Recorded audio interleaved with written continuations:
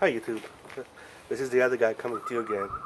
As you can see, I have my beanie on, and the reason why is because it's fall, and it's fall in the Central Valley here in Fresno, and today is just cold. Um, it's kind of strange because up until a couple days ago it was warm. Temperature was about between 79 and 89 degrees. And for a couple of days now, it's just cold, and I decided, I need my beanie. Well, it's better than in Minnesota. I think today in Minnesota, today is the 19th. It's snowing. They're getting about a foot of snow. So anyway, I am doing a dead tool review today. Okay, and I have two angle grinder that I want to show you. Um, as to which angle grinder wins. The saying goes, "He who dies with the most toys wins." Well, I got two toys and they're dead. I'm not dead yet. So anyway, I have this tool and I have this tool, and I want to do a quick review. They're both dead, okay? But um, in a way, if you think about it, this is sort of like a review about the longevity of these tools, okay? So these are angle grinders. But what I mainly use for is the I use them to cut metal. Okay, it's angle grinder, but I switch out the with the grinding wheels, and I put a cutting wheel on, and that's what I use for, is to cut metal. If you've been following me, whenever I fabricate stuff like cutting metal and stuff like that, I use these tools. Okay, so anyway, a little bit about this tool. I bought this tool about March of this year from a Harbor Freight tool. Bought it because it was cheap. This is a heavy duty 4.5-inch angle grinder. Okay, right here. I'm reading the little face plate here. It's item number 21223. Its capacity is 4.5 inch, and it is a 4.5 amp motor. Top speed RPM for this motor is 11,000 RPM. That's a lot of RPM for such a small motor. Okay, so I use this, and I'm just going to talk about this only. Okay, and then I'll talk about this later.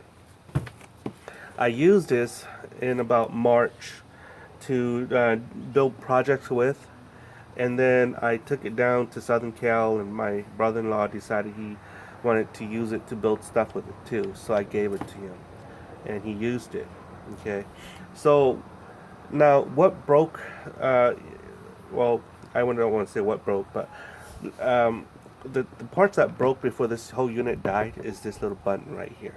Okay, this little button right here, it's not that sturdy. Okay, this button here is used to hold the arbor here in place. Okay, you notice I've already pressed here, but it still spins. That's because it's broken. So it's supposed to hold this in place so you can spin out, replace with the wheels. And those of you who owns these knows what I'm talking about when I said that. So anyway, so the ergonomics about this thing. Okay, this thing comes with a little handle here, which I took out, and a little guard here, which I took out because I don't really need it. You're supposed to leave it there for safety purposes, but for my application, I don't like it there, so I removed the handle and I removed the guard. Okay, that's the only thing that I did to this unit right here. Okay, so as far as ergonomic wise, what I didn't like about this, aside from this button right here, is that this switch right here. This is the on and off switch. As you can see here, you see my finger here. These fingers. It's right next to the cutting wheel here.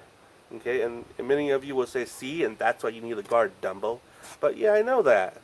That's why I own this thing. Okay, so anyway. So with this unit right here, what I didn't like is that the switch here is right next to the wheel or the blade that you're going to be using. So if you take the arbor, if you take the guard out, you run a risk of cutting yourself with a grinder wheel or a cutoff wheel, and that's dangerous. Okay, so when you turn this on without the guard, you have to be careful. Okay, and that's what I don't like about this unit right here. Okay, aside from that, this thing vibrates like there's no tomorrow.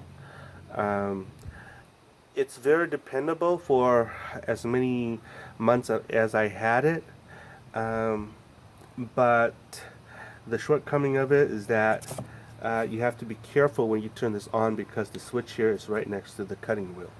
Okay, so that's what I don't like about this unit right here. Now, a little bit about how this thing came to die.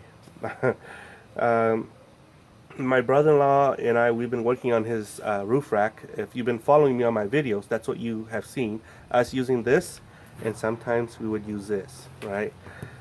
We would switch it on and off.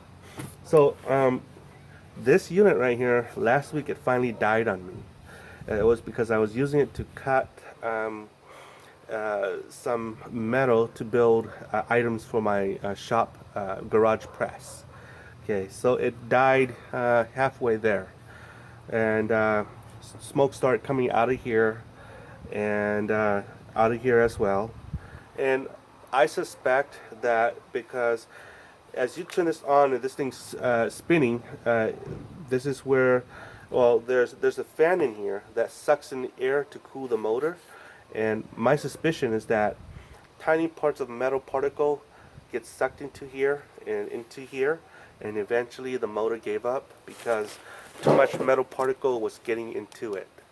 Okay, and that's how this thing died. So right away, we've been, like I said, we've been using this back and forth in conjunction to each other. So I figured, okay, well, this thing's dead. I'm gonna throw this away. So I laid this one down. I picked up this one, the Ryobi, and I started using it. Okay, about 5 minutes, 10 minutes later, this thing started smoking. It was so hot I couldn't even touch this thing. Okay, and it smells like burnt. Electrical stuff when it gets burnt, it smells burnt.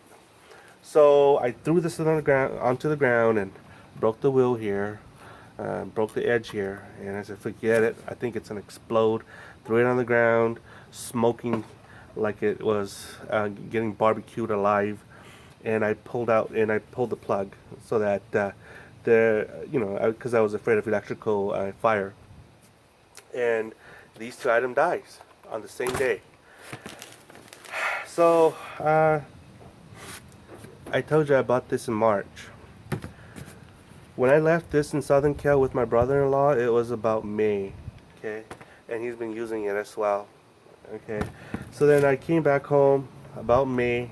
I bought this, and I decided to use this to work on my rock sliders, and that's what I did. I used this to build and fabricate a lot of stuff. Now the price for this right here, the unit here when I bought it was about 29 bucks at Harbor Freight. I went to Home Depot, got this for about 49 bucks, or a little bit over 50 bucks. So I'm going to talk to you about this item now. This item right here is a 4.5 inch angle grinder, okay, and it's topped at 11,000 RPM, okay, and it uses 6.5 amps, okay. So that's the power of this motor here. It's way more powerful than the Harbor Freight here, but then it spins at the same RPM, okay. But I have to be honest with you, this one was a pleasure to use. I love the fact that the on and off switch is here in the form of a trigger, okay. This right here used to be a safety button that when in order for you to set the thing on, you have to use your thumb to press the safety switch here, and then that's when you can activate that. But this thing died a long time ago. As far as the button here to stop the arbors, to lock the arbors, so you could use it, so you can replace the cutting blade here. I actually like this better than the Harbor Freight. This thing is actually more sturdy. and more heavy duty. You could tell by the button here, and when you press here, you could feel the quality of this unit versus this unit. Okay. Another feature that I liked about this is that this has a place where you could mount the handle here. You can also mount the handle here, and you can also mount the handle here. So multi places, whereas this one has one handle here and one handle mount here. There's only two places where you can mount the handle. So here we have three places. So that's what's good about this. Okay, and both of these are brush motors. Okay. Okay, so another feature that I like about this unit, okay, is that if you see this button right here, it has the capability of switching the angles like this, locking this thing in different angles. That way you don't have to do acrobatic maneuver when you're trying to cut certain things at certain angles. Okay, so it's got three positions where it locks. Okay, and that's what I like about this unit right here. And trust me, this thing is way smoother than this one. Okay, so like I said earlier, both of these items died on the same day. This one died before because we've been using this one more than this one. But this one died right after this one died.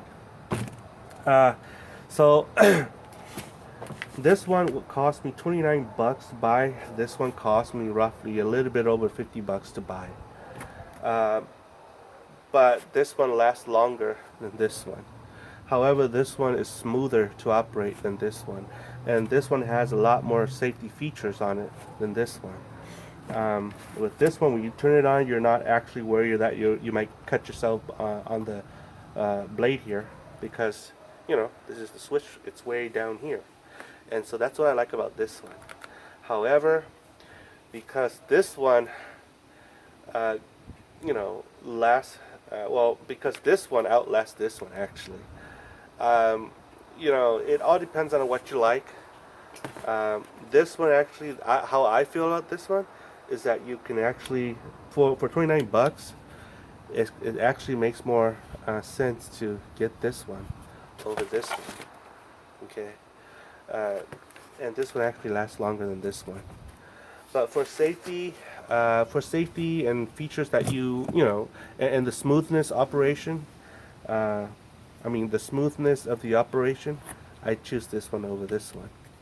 But if you're broke, like me or like many other people who are on budget and who just wants tools to get by, you could skip by with this. At least that's my opinion. So that's my dead tools review. So it's like this, guys. Because these two are dead, that same day, I went out and buy Little Bertha. Okay, it's made by Chicago Electric as well. It's the same company that makes this, from Harbor Freight, for 50 bucks. It's a 7-inch wheel angle grinder. This one doesn't have the features of this one, which I really miss. But the experience that I have with this one, it outlasted this one. And that's why I went back to Harbor Freight and I decided, what the heck, I'll just buy these. So this one right here is a 7-inch angle grinder. Let's see, with 11 amp motor. Okay, and it spins slower than these two motors here. It actually spins at 7,800 RPM. However, this is way more powerful than these items here, and I was able to cut through metal quicker than these right here too. So I'm gonna see how long this thing will last me. Right now it's October. Let's see how long this thing will last me. And when this thing dies, I'll do another report on this one and tell you how long this thing lasted. So anyway, if I had to choose between the two of these, okay, as a beginner, I would choose this one because number one, I'm broke, or many of us are broke. 29 bucks, you can't beat that. And if you get the Harbor Freight 20% off, oh boy, that really shines. But I'd be careful with this. Okay, you could cut yourself or hurt yourself if you don't leave the guard here on and the handle here. Okay, so that's just my report. I hope you find this video interesting. Please leave comments. If you like the video, please subscribe, like, so that way I can make more videos. Thank you.